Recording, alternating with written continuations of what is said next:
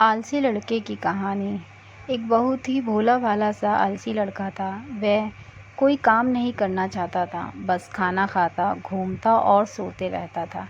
एक दिन उसे किसी ने बताया कि एक आश्रम में जहाँ पर कुछ नहीं करना पड़ता है, वह और हर दिन 2 समय का खाना और नाश्ता मिलता है, तुम वहाँ जा कर के रहो। उस आलसी लड़के ने सोचा कि यह तो बहुत ही बढ़िया है, और वह उस आश्रम में जाकर रहने को सोचा। और फिर वह भोला भाला आलसी लड़का अपना सारा सांसारिक जीवन छोड़कर उस आश्रम में जाकर रहने लगा। आश्रम में गुरु जी रहते थे। वह कुछ समय सबको प्रवचन देते हैं। वह आलसी लड़का सुनता था, बाकी समय आराम करता था और फिर भरपेट खाना खाकर सो जाता था। ऐसे ही उस लड़के का दिन गुजरता गया। एक दिन उस आश्रम में कुछ भी नहीं बना। नाश्ते के समय नाश्ता नहीं मिला।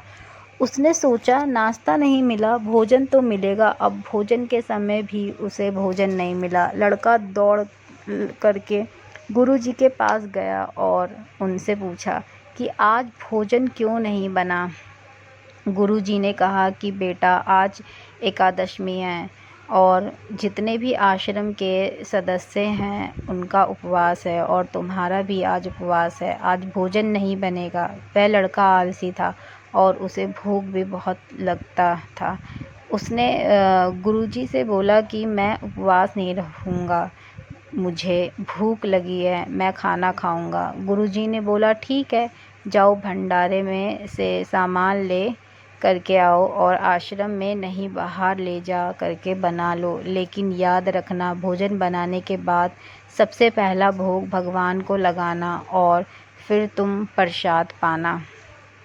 वह लड़का बोला ठीक है, और फिर अनाज लेकर नदी की ओर पहुंचा। भोजन पकाने लगा, तैयार हुआ। उसके बाद कहने लगा कि भगवान श्री राम आइए, पधारिए, भोग लगाइए। अब जब उसे लगा कि भगवान तो आ नहीं रहे हैं, तो फिर कहने लगा कि मुझे मालूम है आपको तो अच्छा खाने की आदत है, मैं बना नहीं पाया और मुझे अच्छा भोजन बनाना भी नहीं आता, लेकिन जो भी रूखा सूखा बना है आकर खा लीजिए। भगवान श्री राम उसकी सरलता पर बहुत ही प्रसन्न हुए और उस लड़के को दर्शन दे दिए। उसने देखा कि भगवान श्री राम आए हुए हैं और उनके साथ में माता सीता भी आई हुई है, लेकिन लड़के ने सिर्फ 2 लोगों के लिए ही भोजन बनाया था, एक अपने लिए और दूसरा भगवान के लिए। और अब क्योंकि भगवान के साथ माता सीता भी आई हुई थी, तो उसने उस भोजन को माता सीता और भगवान के सामने ग्रहण करने के लिए रख दिया। भगवान श्री राम और माता सीता ने भोजन किया और उसके बाद जब वह जाने लगे तो यह भोला सा आलसी सा लड़का बोला कि प्रभु आप आए, दर्शन दिए, बहुत अच्छा लगा। मुझे खाने को कुछ नहीं मिला, लेकिन कोई बात नहीं, लेकिन आपसे एक विनती है कि अगली बार जब आप आएंगे तो कितने लोग आएंगे ये बता दीजिए, ताकि मैं उतने लोगों के लिए भोजन बनाकर रखा रहूं। भगवान श्री राम मन ही मन मुस्कुराए और फिर अंतर ध्यान हो गए। लड़का आश्रम गया। दिन बीतता गया और फिर एकादशमी का दिन आया और इस बार उसने 3-4 लोगों के लिए अनाज ले करके खाना बनाने के लिए नदी के किनारे पहुंचा और उनसे बड़े प्रसन्नता से भोजन बनाया और इंतज़ार करने लगा कि प्रभु आएंगे और भोग लगाइए। इस बार लड़का देखता है कि भगवान श्री राम पूरा राम दरबार ले कर आए हैं, जैसे माता सीता, लक्ष्मण, भरत, हनुमान जी और सभी लोग आए हैं। लड़के ने 3-4 लोगों का भोजन बनाया था और इस बार भी भोजन कम पड़ गया। लड़के ने निराश होकर भोजन को प्रभु के आगे रख दिया। उन्होंने भोजन किया और फिर चले गए और इस बार भी लड़का फिर से भूखा रह गया।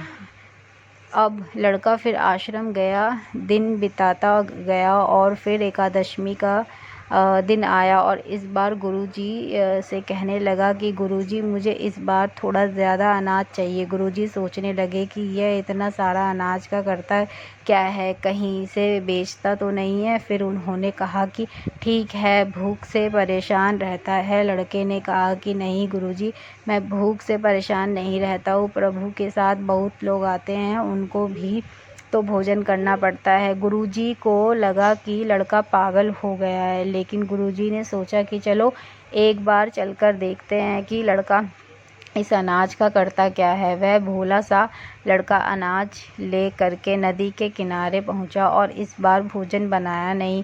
उसने सोचा कि प्रभु हर बार ज़्यादा लोगों को ले करके आते हैं, इस बार वह जितने भी आएंगे खुद बना करके भोग लगा लेंगे। और फिर प्रेम से प्रभु को बुलाने लगा। गुरुजी ये सब छुपकर देख रहे थे कि ये भोजन तो बनाया नहीं और प्रभु को बुला रहा है, लेकिन लड़के ने देखा कि इस बार प्रभु के साथ बहुत से लोग आए हुए हैं, तो उसने प्रभु के सामने हाथ जोड़ करके कहा कि प्रभु माफ़ करना, आप बहुत सारे लोग आते हो, मुझे संख्या पता नहीं होती है और मेरी हिम्मत भी नहीं होती है कि इतने सारे लोगों के लिए भोजन बनाऊं। आप स्वयं आइए, बनाइए, खाइए और भोग लगाइए। प्रभु मुस्कुराते हैं और अपने साथ आए सभी लोगों के साथ मिल करके भोजन बनाते हैं। गुरुजी ने सब छुप करके देखते हैं और फिर लड़के के पास आ करके कहते हैं कि तुम ये कर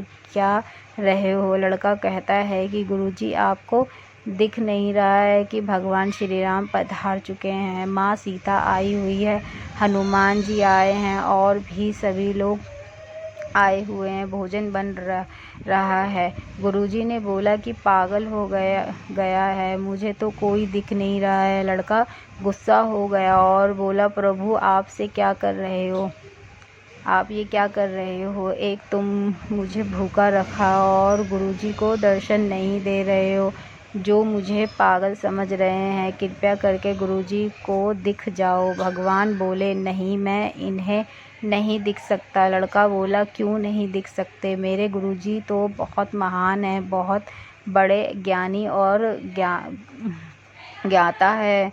भगवान बोले हाँ, ज्ञानी और ज्ञाता होंगे, लेकिन तुम्हारी तरह सरल नहीं है। जो सरलता तुम में है वो तुम्हारे गुरु जी में नहीं है। लड़के ने ये बात गुरुजी से कह दी कि भगवान श्री राम कह रहे हैं कि आप में सरलता नहीं है, आप मेरी तरह सरल नहीं हैं, क्योंकि आपको नहीं दिख सकते। गुरुजी की आंखें नम हो गई और रोने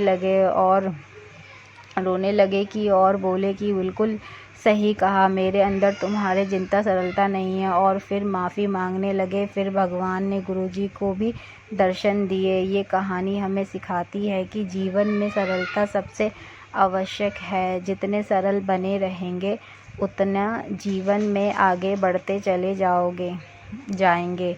जब आप सरल होते हैं तो आप खुद भी मुस्कुराते हैं और दूसरों को भी मुस्कुराने की वजह देते हैं। Thank you for watching my video. अगर आपको ये कहानी अच्छी लगी हो, स्टोरी अच्छी लगी हो, तो वीडियो को लाइक, सब्सक्राइब और ढेर सारा प्यार देना। अल्लाह हाफिज़।